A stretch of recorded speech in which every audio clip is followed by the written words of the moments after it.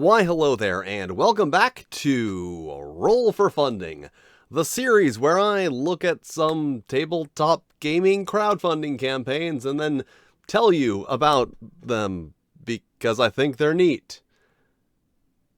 I'm not very good at intros. I know I say that I'm really good at intros, but that's actually like a sarcastic joke. Anyway, here are my tabletop crowdfunding campaign pick, spotlight, whatevers for June 2024.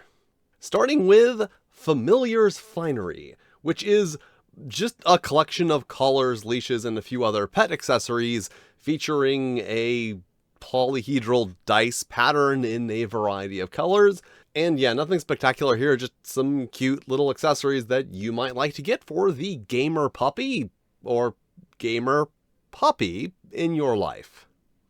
And next up, Anamort, which is a Morkborg-compatible game based on classic cartoons, where the characters are toons that are trapped in a TV show that they are trying to escape.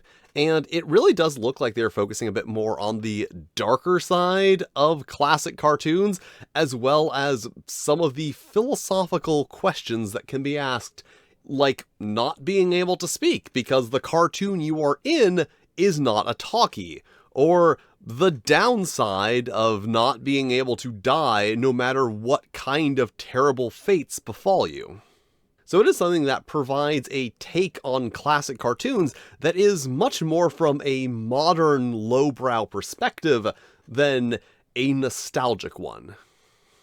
And next up, Hollow-Matic, a new wave order, which is a game inspired by the likes of Gem and the Holograms, where you play as 80s teenagers who also have secret pop star personae.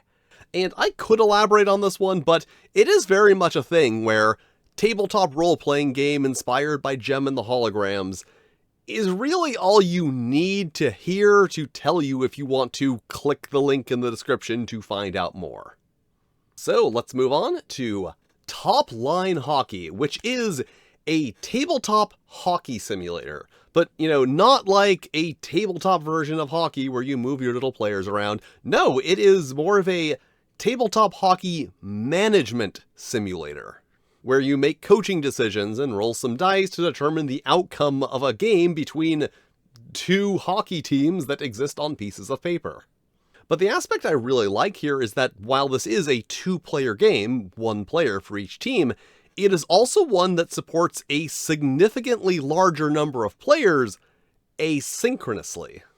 Basically, if you and all your friends want to make up teams and have your own tabletop hockey league, you can do so and run an entire season without ever having to have more than two people in the same place at the same time, including, virtual spaces.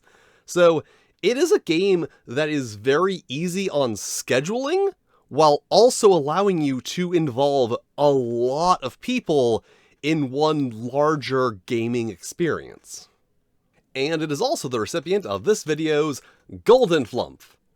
This is what I want to see on Kickstarter. Some total nerd pitching their incredibly niche passion project that actually needs funding, instead of just another mid-level publisher running a pre-order campaign for their fully completed licensed game made with all the passion of an IKEA bookshelf. And I'll be honest here, I don't even like hockey. This is just the kind of project that I think crowdfunding should be about. I mean, maybe I'm just old, but I think it was better when crowdfunding campaigns weren't expected to have an advertising budget. Oh, actually, no, never mind. Actually, advertising budgets are very good, and also, people should pay me to promote their crowdfunding campaigns on this YouTube channel.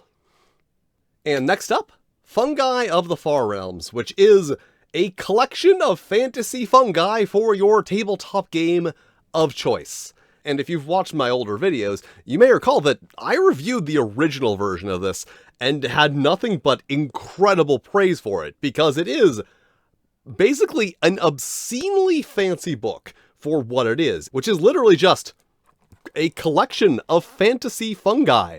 That is all this is.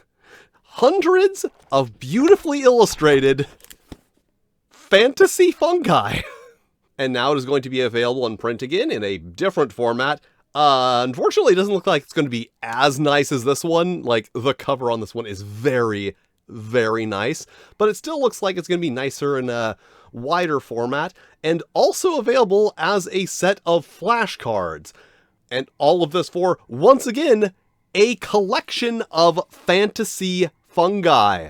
That's all this is. There's no stats or anything here. It's just pictures and descriptions of fantasy fungi.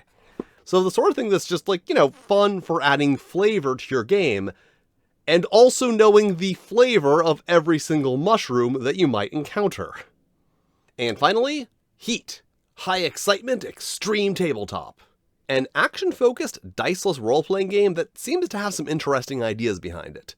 The core mechanics work around basically comparing the value of your skill to the value of a difficulty, and then based on the difference between those two, success or failure, but also generating resources that can be spent for specific effects, or negative resources that have to be cooled down later to avoid a big negative repercussion.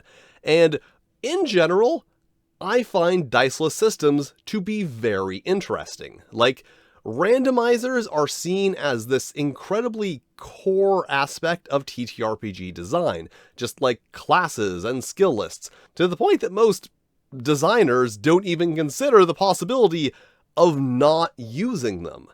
And I really like when someone realizes that your game doesn't need to follow any design standards or conventions, and only needs to be consistent with itself. Also, there are some neat looking settings in the stretch goals.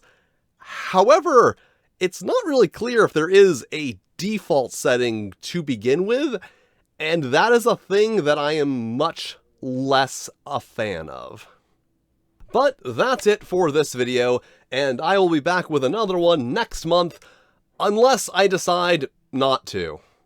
And thank you for watching. If you enjoy my wit and insight, you can follow me on the assorted social medias. There are links in the description.